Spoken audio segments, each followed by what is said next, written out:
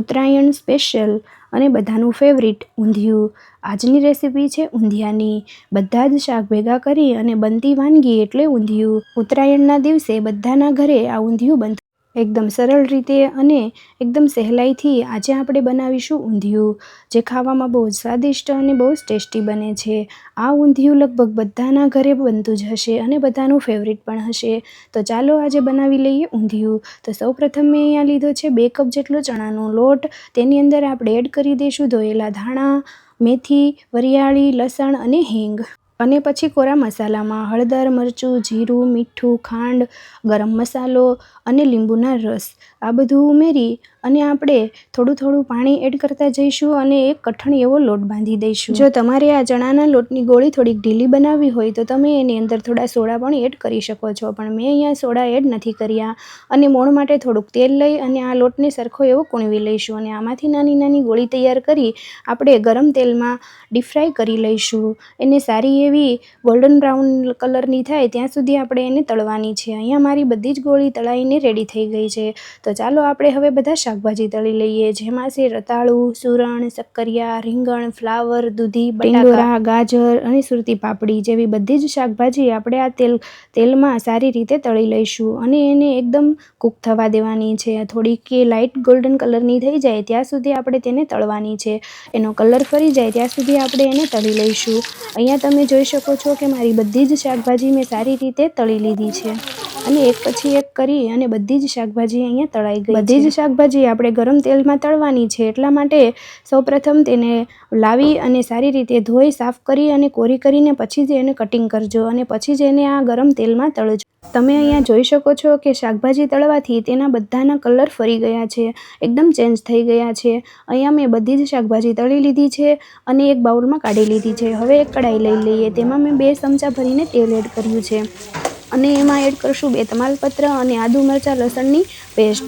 એ paste add કર્યા પછી એમાં જશે હવે કાંદા લસણ અગર ન ખાતા હોય તો તમે આદુ મરચાંની પેસ્ટ એડ કરી અને તરત જ લીલા બધા શાકભાજી એડ કરી દેજો, જેમાં વટાણા, તુવેર, ચણા, ગવાર, લીલા ટમાટા, કોબીજ જેવી અનેક લીલી શાકભાજીઓ મેં આની અંદર એડ કરી છે. એને સારી રીતે હવે ચડવા દઈશું. આ બધું ચડી જાય પછી શિંગદાણા, લીલા ધાણા, તલ અને વરિયાળીનો એક મસાલો તૈયાર કર્યો હતો એ આપણે આની અંદર એડ કરી દઈશું. પછી ટમેટાની પ્યુરી, વરિયાળી, હળદર, મરચું, ધાણા જીરું પાવડર, ગરમ મસાલો, મીઠું અને ખાંડ બધા મસાલા આની અંદર એડ કર્યા પછી એને સારી રીતે આપણે મિક્સ કરી દઈશું અને એને 5 થી 7 મિનિટ માટે ચડવા દઈશું. જો તમે કાંદા અને લસણ ન ખાતા હો તો એની જગ્યાએ તમે ટામેટાની પ્યુરી વધારે એડ કરી શકો છો. અહીંયા મેં બધા જ મસાલા મિક્સ કરી દીધા છે અને આને હવે આપણે 5 મિનિટ માટે ચડવા દઈશું. એ ચડી જાય પછી આપણે એની અંદર બધા શાકભાજી જે તળ્યા હતા એ એડ કરવાના છે, પણ આને હવે આપણે 5 મિનિટ માટે ચડવા દઈએ. અમારા ઘરે તો વરસમાં 3 થી 4 વાર ઊંધિયું બને જ છે. બેસતું વરસ હોય કે પછી ઉત્તરાયણ હોય, આવા ખાસ મોકા પર અમારા ઘરે ઊંધિયું બને છે. તો ચાલો અહીંયા મારા બધા જ મસાલા ચડી ગયા છે. હવે આની અંદર એડ કરી દઈએ જે આપણે ફ્રાય કરીને તળીને તૈયાર કર્યા હતા શાકભાજી. એ બધા જ શાકભાજી મેં આની અંદર એડ કરી દીધા છે. હવે સારી રીતે એને મિક્સ કરી લઈએ. આ બધા જ શાકભાજી તળેલા છે એટલે ચડતા વાર નહીં લાગે. આ બધા મિક્સ થઈ જાય પછી આપણે એની અંદર જે મેથીની ગોળી તૈયાર કરી હતી તળીને તે આપણે આની અંદર એડ કરી દઈશું.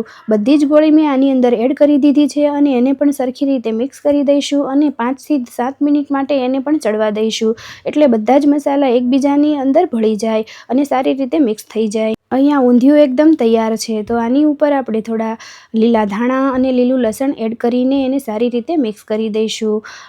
અમારા ઘરે તો કોઈ પણ પ્રસંગ હોય અને કોઈ પણ તહેવાર હોય તો ઊંધિયું બને જ છે અને અમારા ઘરે બધાને ભાવે પણ છે, બધાનું ફેવરિટ પણ છે. અહીંયા મારું ઊંધિયું એકદમ રેડી થઈ ગયું છે. તો ચાલો હવે એને સર્વ કરી લઈએ. રોટલી, પરાઠા કે પૂરી સાથે આ ઊંધિયુંને સર્વ કરી શકાય. અમારા ઘરે તો રોટલી, પરાઠા અથવા પૂરી કોઈ બી 3માંથી એક વસ્તુ બને છે અને એની જોડે અમે રસ પણ સર્વ કરીએ છીએ. તમારા ઘરે ઊંધિયું શેની જોડે સર્વ થાય છે એ કોમેન્ટમાં જરૂર કહેજો.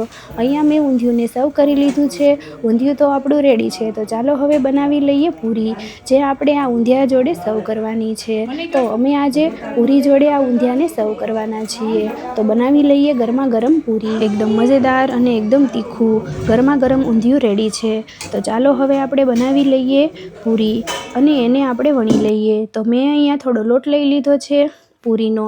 અને પૂરી આપણે અહીંયા વણી લેવાની છે. મેં અહીંયા પૂરી બધી વણીને તૈયાર કરી લીધી છે.